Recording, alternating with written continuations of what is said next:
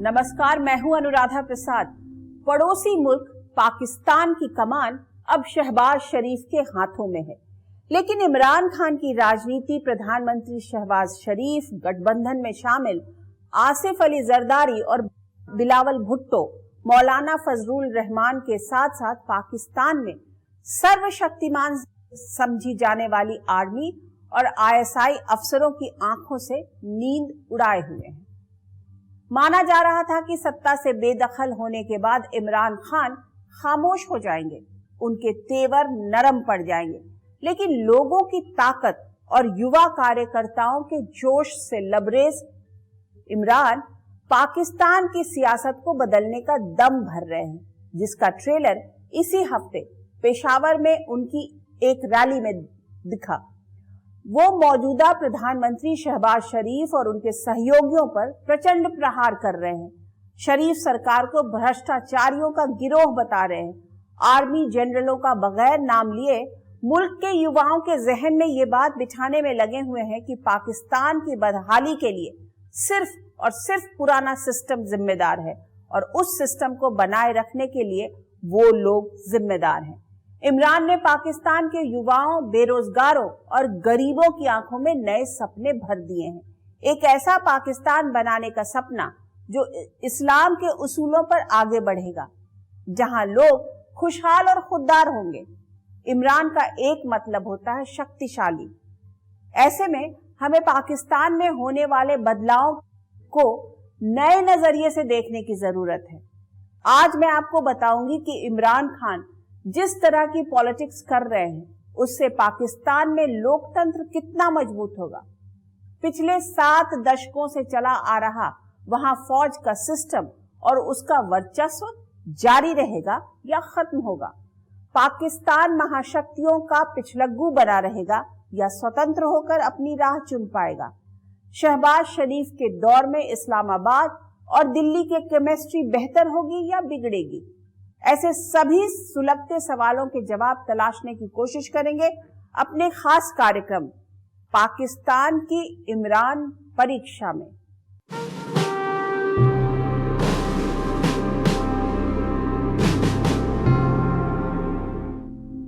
पाकिस्तान में जितने भी प्रधानमंत्री या सैन्य तानाशाह हुए हैं, उनमें संभवतः इमरान खान इकलौते ऐसे हैं जिनका भारत से गहरा रिश्ता रहा है, जो यहाँ के सभी बड़े शहरों के मिजाज से परिचित हैं, जिन्होंने स्टेडियम में क्रिकेट मैच के दौरान भारतीयों का जोश, जुनून और उनकी देशभक्ति देखी है। यहाँ के लोगों की खुशहाली और खुददारी को बहुत करीब से महसूस भी किया है। बतौर क्रिकेट एक्सपर्ट भारतीय न्यूज चैनलों के स्टूडियो में भी इमरान खान का बहुत आना जाना रहा है। यहाँ के पत्रकारों के जरिए उन्हें दिल्ली की सत्ता के मिजाज को समझने का मौका भी मिला है। ऐसे में भारतीय लोकतंत्र की छाप इमरान खान के जहन में रही है। हाल में जब वो अपनी सियासी करियर के सबसे मुश्किल दौर से गुजर रहे थे, तब कई बार उन्होंने भारत, भारतीय सेना और भारतीय विदेश नीति की तारीफ की। अब सत्ता उनके हाथ से जा चुकी है। वो खुद को विदेशी ताकतों की साजिश का शिकार बता रहे हैं। रैलियों के जरिए लोगों का समर्थन जुटा रहे हैं। लोगों से जुड़ने में उनकी मदद कर रहा है सोशल मीडिया।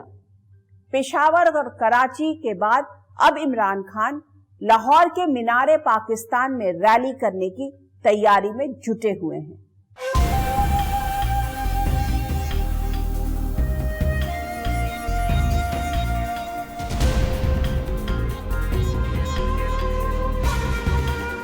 पिछले 3.5 साल में इमरान खान ने पाकिस्तान के लोगों के दिल में कितनी गहराई तक जगह बनाई है, इसकी गवाही दे रही है उनकी रैलियों में जुटने वाली भीड़।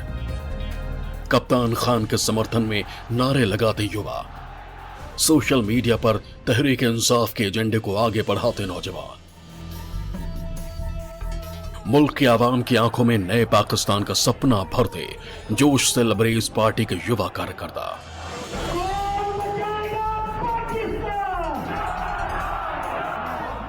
इमरान खान एक बात बहुत अच्छी तरह समझ चुके थे कि उनकी सरकार ज्यादा दिनों की मेहमान नहीं है।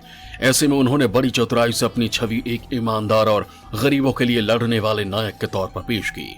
सत्ता से बेदखल होने के बाद अपनी सरकार को भ्रष्टों की साजिश का शिकार बताने का कोई मौका हाथ से जाने नहीं देते। सब कान खोल के सुन लो कि ये वो पाकिस्तान नहीं, ये वो 1970 का पाकिस्तान नहीं जब अमेरिकनों ने साजिश करके जुल्फिकार अली भुट्टो को हटाया था और इन चोरों ने, मीर जाफरों ने उसको भगवाई थी। ये वो पाकिस्तान नहीं है।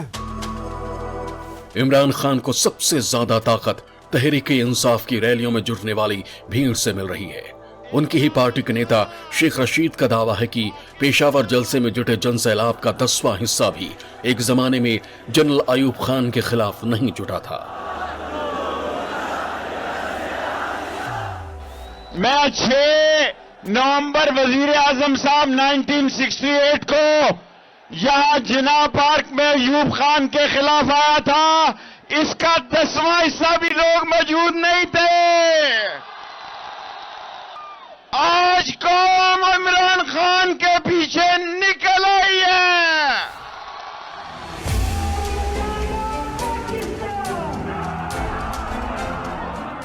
ऐसे में तहरीक-ए-इंसाफ के नेता दोबारा इमरान खान को सत्ता में लाने का दम भर रहे हैं। दरअसल कप्तान खान को भी लग रहा है कि कौम का बड़ा हिस्सा उनके साथ मजबूती से खड़ा है। खासकर मुल्क के 6 करोड़ इंटरनेट से लैस मोबाइल फोन रखने और सोशल मीडिया पर सक्रिय लोग। मुल्क के युवाओं ने इमरान के समर्थन में सोशल मीडिया पर लगातार मुहिम छेड़ रखी है। ऐसे में रैलियों और सोशल मीडिया पर मिल रहे प्रचंड समर्थन से लैस इमरान खान लगातार कह रहे हैं कि युवाओं की आवाज को कोई दबा नहीं सकता। ये सोशल मीडिया का पाकिस्तान है। ये सारे हमारे नौजवान, इनकी आवाज हो गई है मोबाइल फोन में। इनके मुंह कोई बंद नहीं कर सकता। इमरान खान को पता है कि शहबाज शरीफ की अगुवाई वाली सरकार का ज्यादा दिनों तक चलना संभव नहीं है। ऐसे में सिर्फ एक ही रास्ता बचेगा, वो है चुनाव का, जिसमें फैसला फौज को नहीं, कोर्ट को नहीं, पाकिस्तान की आवाम को करना है। इसलिए तहरीक-ए-इंसाफ के कार्यकर्ताओं ने सोशल मीडिया पर सेना और सुप्रीम कोर्ट के जजों के खिलाफ मुहिम चला रखी है। इस आरोप में अब तक इमरान की पार्टी के कई कार्यकर्ताओं की गिरफ्तारी भी हो चुकी है। जिस तरीके से उन्होंने अभी पेशावर में रैली की, निश्चित रूप से इमरान खान का एक पॉपुलर बेस बढ़ा है। उनका अपना प्रोविंस, अभी पख्तूनख्वा प्रोविंस में जो लोकल इलेक्शन हुए हैं उनको वहाँ पे विक्ट्री मिली। आप ये देखिए कि पंजाब प्रोविंस में भी उनको जो लोकल इलेक्शन में काफ़ी कुछ लीड मिली। तो निश्चित रूप से पाकिस्तान में इमरान खान की पॉपुलरिटी या उसके पॉलिटिकल पार्टी के बेस को एक बढ़ावा आज के दिन मिला है। इमरान खान को सत्ता से बेदखल किए जाने के बाद पाकिस्तान में एक सर्वे हुआ। इसमें 43% लोगों ने इमरान खान को सत्ता से बाहर किए जाने पर नाराजगी जताई, तो 57% लोग खुश थे। गैलप पाकिस्तान के सर्वे के मुताबिक मुल्क के ज्यादातर लोग इमरान खान को ईमानदार नेता मानते हैं। उनके खिलाफ लोगों का जो गुस्सा है वो मुल्क की आर्थिक तंगहाली और महंगाई की वजह से दिखा। ऐसे में इमरान खान लोगों को अपने साथ जोड़ने की मुहिम में तूफानी रफ्तार से जुड़े हुए हैं।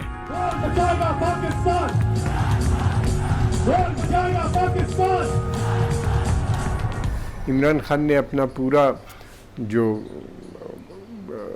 स्ट्रेटजी बनाई थी सत्ता से हटने से पहले, कुछ समय पहले, उसमें उन्होंने अमेरिका को टारगेट किया था, यूथ की बात की थी और एक नए पाकिस्तान की बात की थी। तो वो काफ़ी अट्रैक्टिव नज़र आती है और इस वक्त इमरान काफ़ी बड़े लीडर के रूप में वहाँ पे इमर्ज होते हुए भी दिख रहे हैं।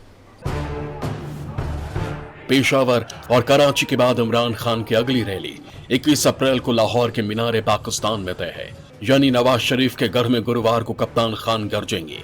हो सकता है कि आने वाले दिनों में कप्तान खान आक्रामक तरीके से सड़कों पर उतरे, शहबाज सरकार के खिलाफ जेल भरो आंदोलन से लेकर लॉन्ग मार्च आयोजित करें, तो कोई आश्चर्य नहीं होगा।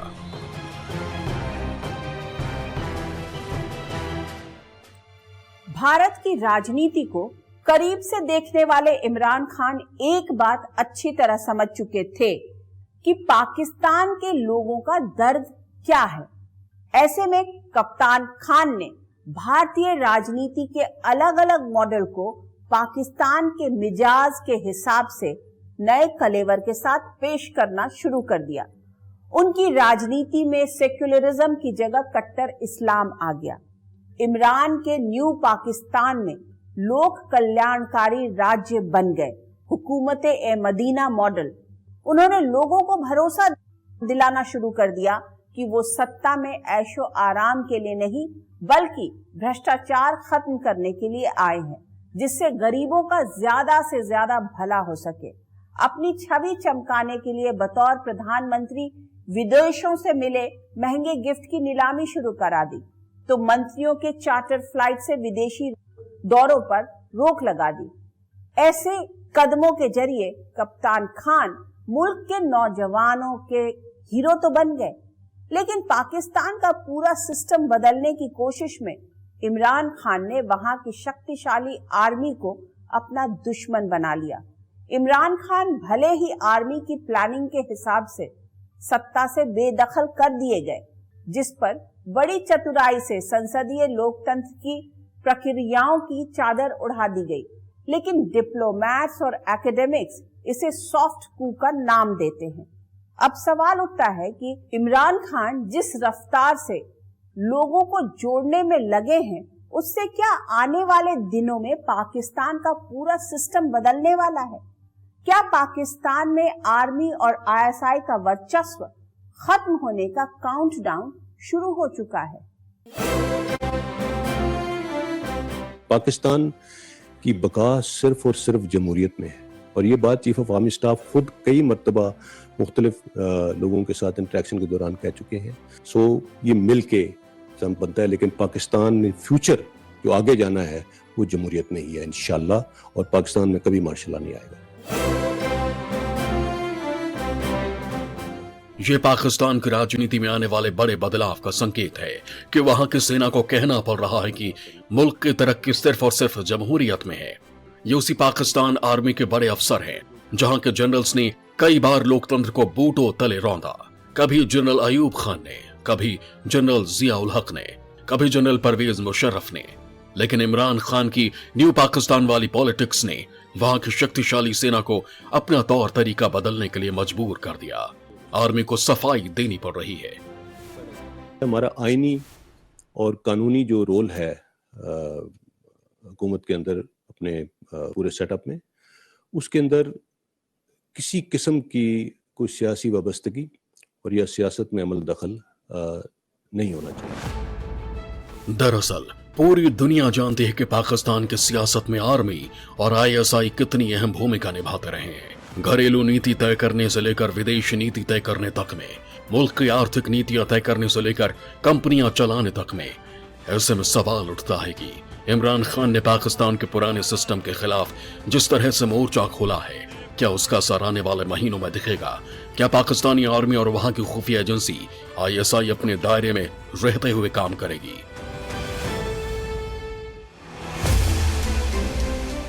पाकिस्तानी आर्मी किसी कीमत पर अपने अधिकार और वर्चस्व में कटौती पसंद नहीं करती है, लेकिन रावलपिंडी में बैठने वाले मिलिट्री जनरल्स के पास अब ज्यादा विकल्प नहीं है, क्योंकि पाकिस्तानी आर्मी के जनरलों को अंदाजा है कि मुल्क की आर्थिक हालत कितनी खराब है।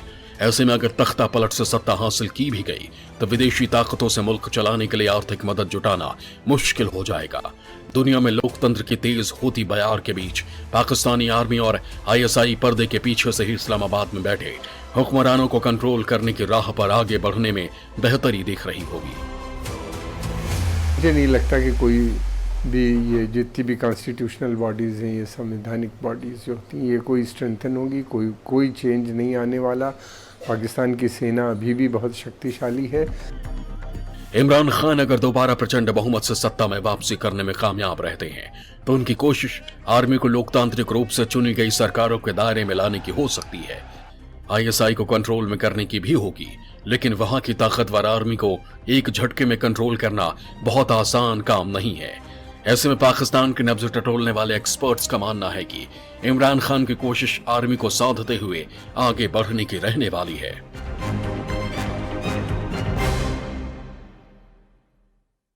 एक बात तो साफ है कि इमरान खान ने बड़ी चतुराई से अपनी सरकार को सत्ता से बेदखल किए जाने को विदेशी साजिश बता दिया और इसे पाकिस्तानी आवाम की खुददारी के साथ जोड़ दिया। लोगों के सामने सेना और सियासी पार्टियों के गठजोड़ को भी समझने के लिए खाली जगह छोड़ दी। आगे आने वाले समय में वो लोगों से अपील करते हुए दिखेंगे कि चुनाव में पीटीआई को प्रचंड बहुमत से सत्ता में लाइए और न्यू पाकिस्तान बनाइए। मतलब इमरान खान पिछले 7 दशकों से चले आ रहे पाकिस्तान के पूरे सिस्टम को बदलने का हुंकार भरने वाले राजनेता के तौर पर खुद को पेश करेंगे। ये तो हुआ पाकिस्तान की सियासत का अंदरूनी मसला, पर बड़ा सवाल ये है कि इमरान खान को जब भारत इतना पसंद आ रहा है तो उन्होंने सत्ता में रहते भारत के साथ रिश्ते क्यों नहीं सुधारे? क्या वो इसका ठीकरा भी अपनी सेना के सिर फोड़ेंगे? मुझे लगता है कि पाकिस्तान के चुनावी अखाड़े में इमरान खान भारत के साथ रिश्तों पर ज्यादा बोलने से बचना चाहेंगे और बीच का रास्ता अपनाएंगे। अब पाकिस्तान के वजीर आजम की कुर्सी पर हैं शहबाज शरीफ, जिनकी ताजपोशी में सेना ने अहम भूमिका निभाई है। ऐसे में शहबाज शरीफ भारत के साथ रिश्तों और कश्मीर पर क्या वही स्क्रिप्ट पढ़ते दिखेंगे जो उन्हें रावलपिंडी के आर्मी हेडक्वार्टर से मिलेगी? मैं मोहम्मद शहबाज शरीफ इस्लामी नजरिया को बरकरार रखने के लिए कोशिश रहूंगा। भले ही शहबाज शरीफ भारत के साथ शांतिपूर्ण और सहयोगात्मक रिश्तों की बात कर रहे हों, लेकिन वह प्रधानमंत्री की कुर्सी पर तब तक बने रहेंगे जब तक आर्मी चाहेगी। शहबाज शरीफ की प्रधानमंत्री वाली कुर्सी जिन गठबंधन साझेदारों के पाए पर खड़ी है, उन्हें साथ लाने में आर्मी ने भीतर खाने बड़ी भूमिका निभाई है। ऐसे में शहबाज शरीफ वही जुबान बोलेंगे जो आर्मी जनरल कहेंगे, वही करेंगे जो रावलपिंडी से कहा जाएगा। ऐसे में प्रधानमंत्री की शपथ लेने से पहले ही शहबाज शरीफ ने कश्मीर राग छेड़कर अपने तेवरों का इजहार कर दिया। भारत के साथ हम अच्छे ताल्लुकात के ख्वाह हैं, लेकिन मसला कश्मीर के मुनसिफाना हल तक पायदार अमन कायम नहीं हो सकता। पाकिस्तान की सियासत की सबसे कमजोर नस पाकिस्तान है, जिसे वहां के हुक्मरान, आर्मी जनरल और आईएसआई अपनी सहूलियत के हिसाब से दबाते रहे हैं। ऐसे में पाकिस्तान के मौजूदा प्रधानमंत्री शहबाज शरीफ के पास ज्यादा विकल्प नहीं है। जो गासबाना कब्जा किया गया अगस्त 2019 में आर्टिकल 370 को खत्म कर दिया गया, तो मासवाए ये श्रीनगर रोड के अलावा और हमने क्या किया? क्या कोई संजीदा काविश की? क्या कोई सीरियस डिप्लोमेसी की? क्या कोई गए बार और कोशिश की कि जनाब कश्मीरियों के साथ क्या हशर हो रहा है? मतलब शहबाज शरीफ भी इमरान खान की तरह ही गाहे बगाहे कश्मीर का राग अलापते दिखेंगे। लेकिन एक सोच ये भी है कि अंतर्राष्ट्रीय मंच पर लंबे समय से अलग थलग पड़े पाकिस्तान को मुख्य धारा में लाने के लिए वहां की आर्मी अब भारत से रिश्ते बेहतर करना चाहती है। इसका संकेत इस्लामाबाद सिक्योरिटी डायलॉग में पाकिस्तानी आर्मी चीफ कमर जावेद बाजवा के उस बयान से निकाला जा रहा है, जिसमें एक शांत दक्षिण एशिया की वकालत की गई है, आतंकियों को सीमा पार करने से रोकने की बात की है। भारत से एक एक्सटेंड तक डायलॉग की बात कर सकते हैं, उसके बियॉन्ड मुझे नहीं लगता कोई उम्मीद की नहीं जा सकती। और आर्मी जो चाहेगी वही शहबाज शरीफ इस स्थिति में करेंगे, तो उम्मीद नहीं की जा सकती। हो सकता है कुछ थोड़ा बहुत संबंधों में सुधार होने की गुंजाइश हो। अगर पाकिस्तान की मौजूदा स्थिति को देखें तो शहबाज शरीफ के सामने सबसे बड़ी चुनौती मुल्क की आर्थिक सेहत दुरुस्त करने की है। इसके लिए उन्हें पड़ोसी मुल्कों और दुनिया को भरोसा दिलाना होगा कि पाकिस्तान बदल गया है और आतंकियों का सफाया पूरी ईमानदारी से कर रहा है। संभवतः इसी कड़ी में हाफिज सईद को हुई 32 साल की सजा को भी पेश करेगा। हाफिज सईद मुंबई हमले का मास्टरमाइंड है। एलओसी पर पिछले साल भर से चली आ रही शांति की दुहाई देते भी दिख सकते हैं शहबाज शरीफ। मतलब बदली सियासी फिजा में शहबाज शरीफ पाकिस्तान की छवि को आतंकवाद और उग्रवाद की शरण स्थली की जगह क्षेत्रीय कारोबार के नए जंक्शन के तौर पर पेश करने की कोशिश कर सकते हैं। अगर कोई तिलस्मी वाली बात होती है कि भाई तिलिस्म खोला, जादू हुआ, चीज़ पलट गई, तो बात अलग है, लेकिन ऐसा होता नहीं है। शहबाज शरीफ एक और कारोबार बढ़ाने और रिश्ते बेहतर करने के लिए नए नए दाव आजमाते दिख सकते हैं, तो दूसरी ओर उनका कश्मीर राग भी साथ साथ चलता रहेगा। आर्मी और आईएसआई कश्मीर पर तवा गर्म करने की कोशिशों में जुटी रहेंगी। दरअसल पाकिस्तानी आर्मी कश्मीर मुद्दे पर अपने फटेहाल मुल्क के बजट से भारी भरकम रकम ऐंठती रही है। ऐसे में इस बात के चांस कम है कि शहबाज शरीफ के दौर में भारत और पाकिस्तान के बीच रिश्तों में कोई खास सुधार होगा। लेकिन पाकिस्तान अपनी आर्थिक मजबूरियों और अमेरिका से रिश्ते बेहतर करने के लिए दिल्ली के साथ संबंध सुधारने का नाटक करता जरूर दिख सकता है। इतिहास गवाह रहा है कि शरीफ के दौर में भारत को धोखा ही मिला है। साल 1999 में अटल बिहारी वाजपेयी बस से लाहौर गए, तब पाकिस्तान के वजीर आजम थे नवाज शरीफ। लाहौर समझौते के कुछ समय बाद ही पाकिस्तान ने करगिल में भारत को धोखा दिया। नरेंद्र मोदी ने भी नवाज शरीफ के साथ दोस्ती का हाथ बढ़ाया, लेकिन कुछ समय बाद ही पाकिस्तानी आतंकियों ने पठानकोट एयरबेस पर हमला किया।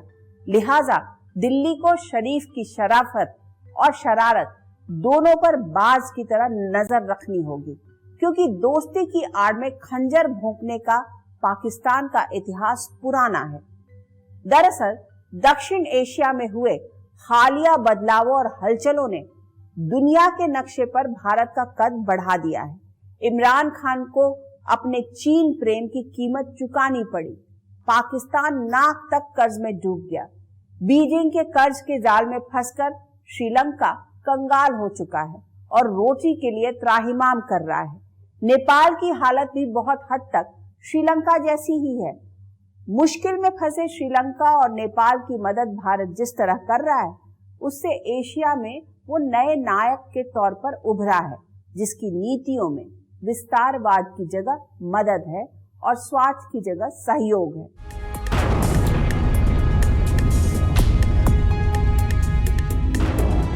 युद्ध भारत की सीमा से करीब 4,500 किलोमीटर दूर यूक्रेन के जमीन पर हो रहा है। माहौल इस तरह का बन चुका है जिसमें परमाणु हथियारों का इस्तेमाल तक की आशंका जताई जाने लगी है। इस युद्ध ने वैश्विक संबंधों और शक्ति संतुलन को तेजी से बदलना शुरू कर दिया है। अमेरिका ने जिस चीन को कभी अपना जूनियर पार्टनर बनाया था, वो अब अमेरिका को ही पीछे छोड़ने पर आमादा है। जिस रूस के साथ अमेरिका के वर्चस्व की लड़ाई चलती थी, वो रूस आज की तारीख में सैन्य रूप से तो मजबूत है, लेकिन आर्थिक रूप से बहुत कमजोर है। बदली परिस्थितियों में मॉस्को को चीन के जूनियर पार्टनर की तरह रहना पड़ रहा है। ऐसे में वैश्विक शक्ति संतुलन बनाने में भारत की अहमियत बढ़ गई है। वॉशिंगटन के दिल्ली के साथ बेहतर रिश्तों में फायदा दिख रहा है। हमने जैसे यूनाइटेड नेशंस में अपने हितों को मद्देनजर रखते हुए, अपने हितों को सामने रखते हुए, हमने कैसे जो भी वहाँ पर वोटिंग हुई है रेजोल्यूशंस पर, हमने एब्सटेन किया है, हमने बैलेंस पोजीशन की अडॉप्ट किया है।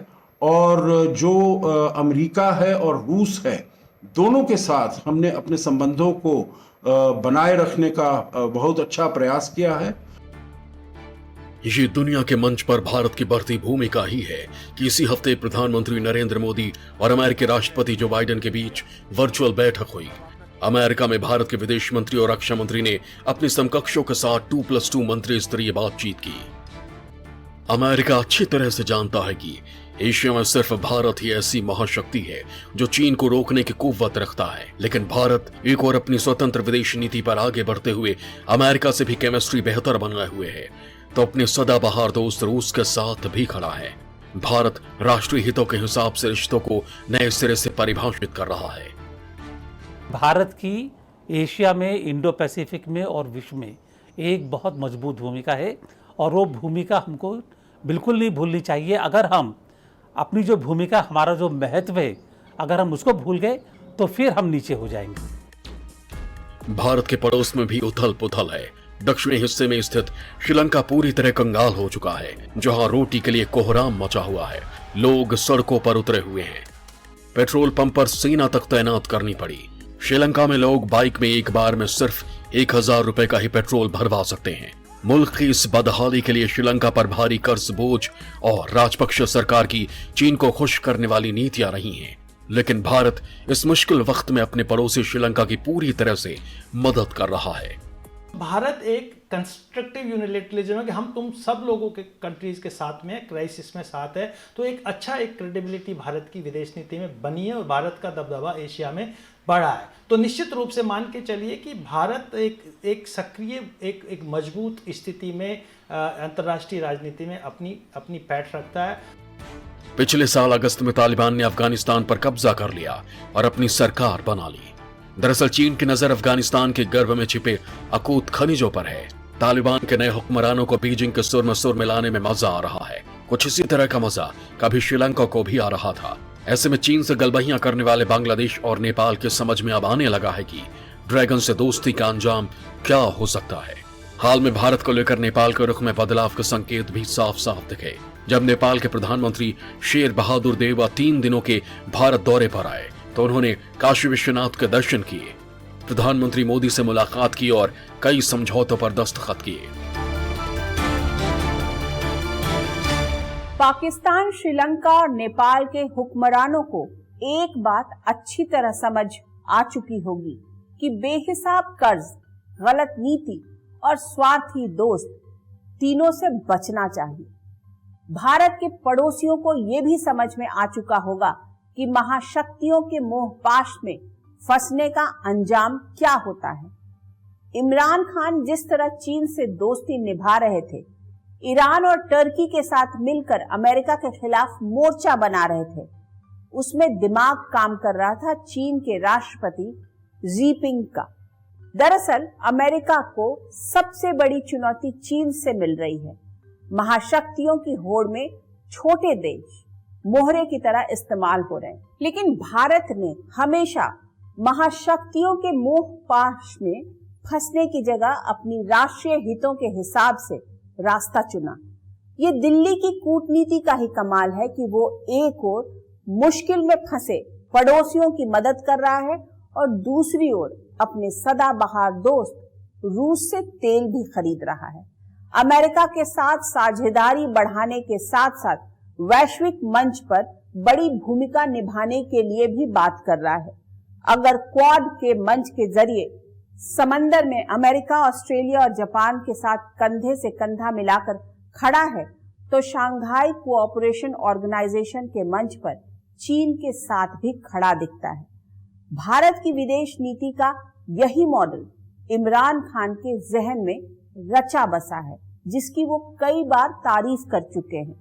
वो प्रचंड बहुमत से पाकिस्तान की सत्ता में वापसी कर वहां का पूरा सिस्टम बदलने का ख्वाब देख रहे हैं, लेकिन ये तभी संभव है जब पाकिस्तान में निष्पक्ष चुनाव हो, सेना खुद को सियासत से दूर रखे और रैलियों में उमड़ रही भीड़ उनकी पार्टी के उम्मीदवारों को वोट दे। फिलहाल तो पाकिस्तान चुनाव से करीब 15 महीने दूर खड़ा है। आज के इस एपिसोड में बस इतना ही। फिर मिलेंगे किसी नए मुद्दे के साथ जिसे जानना और समझना हम सब के लिए जरूरी होगा।